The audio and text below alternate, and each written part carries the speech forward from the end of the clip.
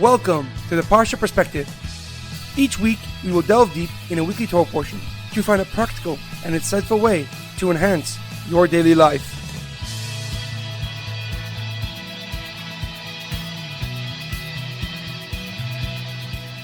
Thank you for tuning in. My name is Shalom Yemini.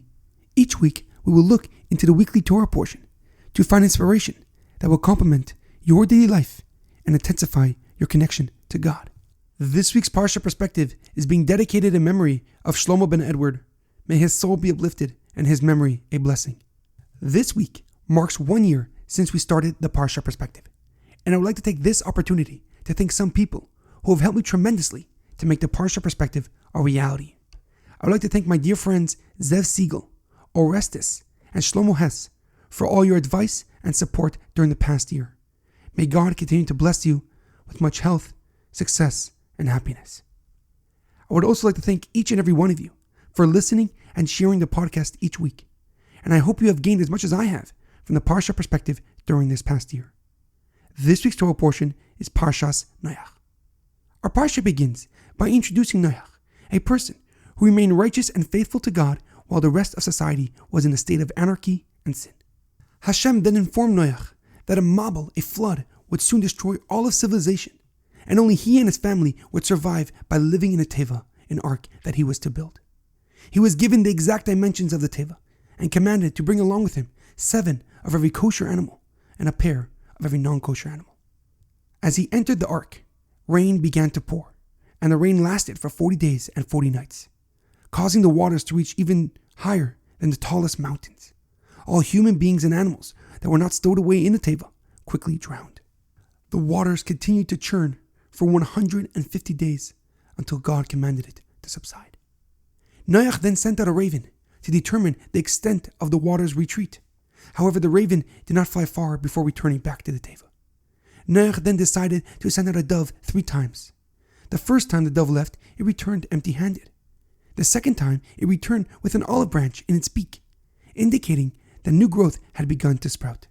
The final time, the dove did not return, signaling to Noach that the land had dried. On the 27th of Cheshvan, precisely 1 year since entering the teva, Noach and his family exited the ark to re-inhabit the world. A question comes to mind. If Noach was the only righteous person in a society that was entirely against God, and the only person who merited that he and his family would survive the world's greatest flood, then why don't we view him as one of the fathers of the Jewish people? Furthermore, the Parsha introduces Noach as a tzaddik, an extremely righteous and holy person. He is the only person in the entire Torah that is given that title. Not even Avraham, Yitzchak, Yaakov, or even Moshe Rabbeinu is given that honor. So if he's such a righteous and holy person, then why is he not one of the foremost role models of the Jewish people? When the Torah introduces Noach, it says, Ish tzaddik tamim haya b'doresav. He was a righteous man and perfect in his generation. Rashi quotes an argument in Gemara Sanhedrin.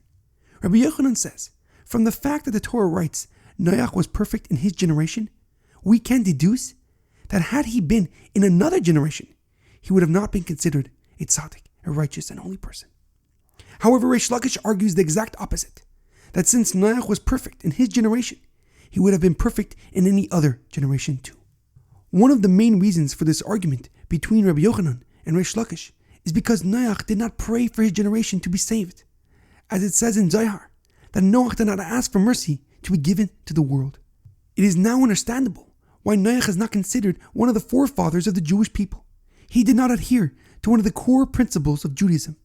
As it says in Gemara Shavuos, Kol Yisrael arevim zeh bazeh. All of the Jewish people are responsible for each other. But we see the exact opposite by Avram Avinu and Moshe Rabbeinu.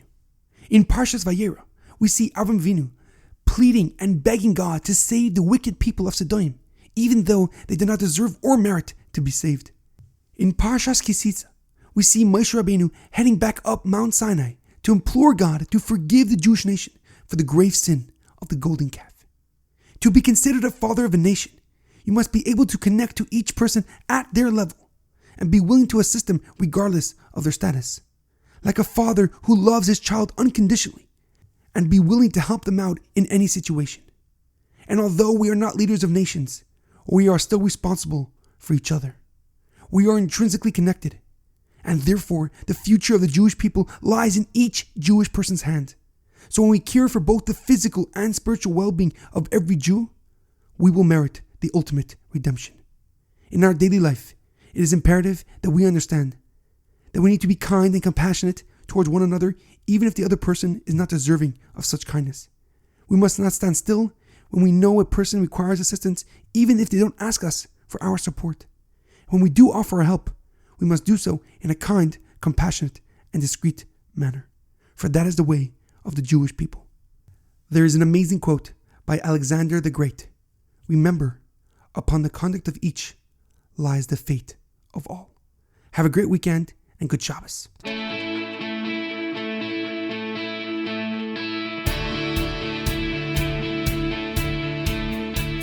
Thank you for tuning in to the Parsha Perspective. Check out our website, theparshaperspective.com. Send thoughts and comments to theparshaperspective@gmail.com. Till next time, thanks for listening.